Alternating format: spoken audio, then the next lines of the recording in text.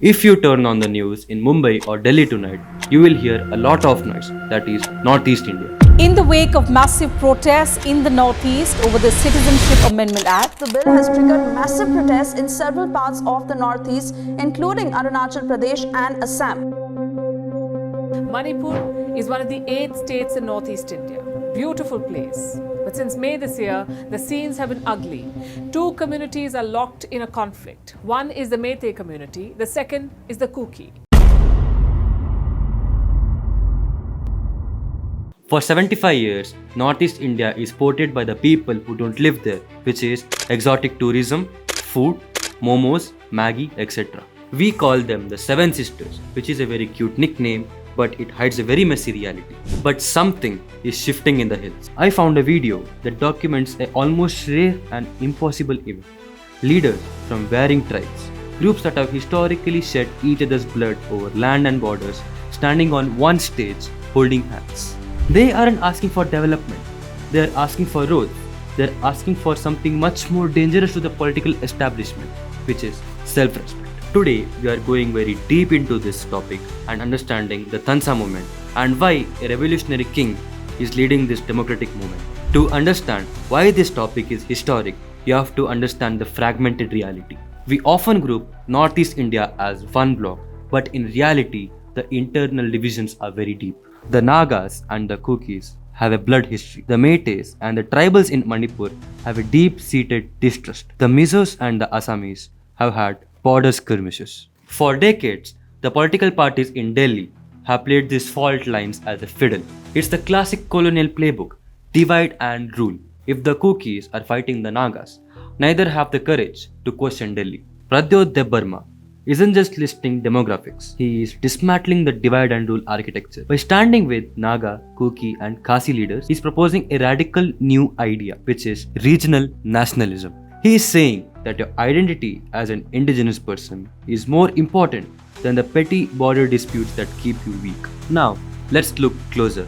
What is the 6th schedule? For those who don't know, the 6th schedule of the Indian Constitution is a provision that protects tribal lands and gives them autonomy. It's a shield against their culture being swallowed up by the outsiders. This fundamental 6th schedule has been violated fundamentally many times by the government. This is not just about the constitutional rights.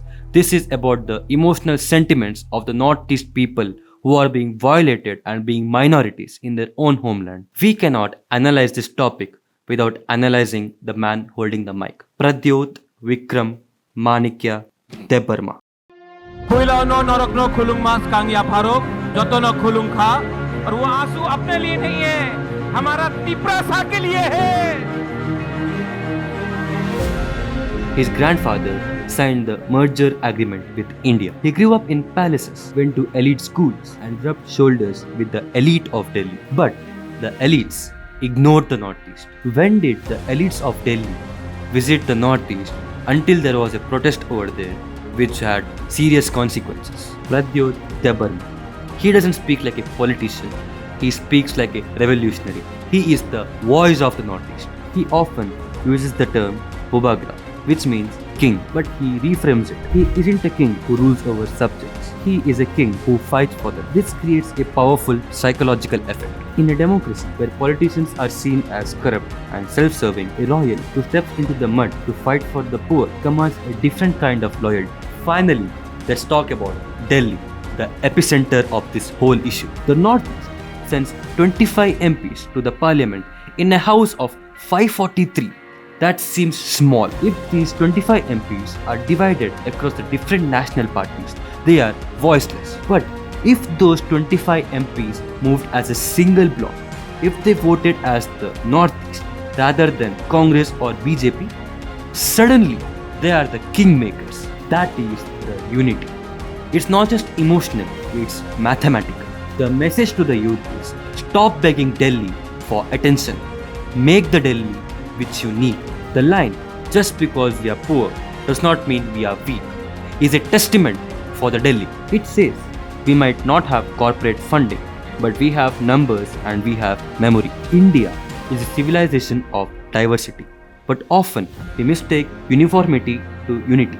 We think Everyone should look the same and speak the same to be united. True unity doesn't mean erasing who you are. The Naga stays Naga, the Tiprasa stays Tiprasa, but they find a common frequency. The question is the rest of India ready to read it? This is Mayank from Black Track, signing off. Jai Hind, Jai Bharat.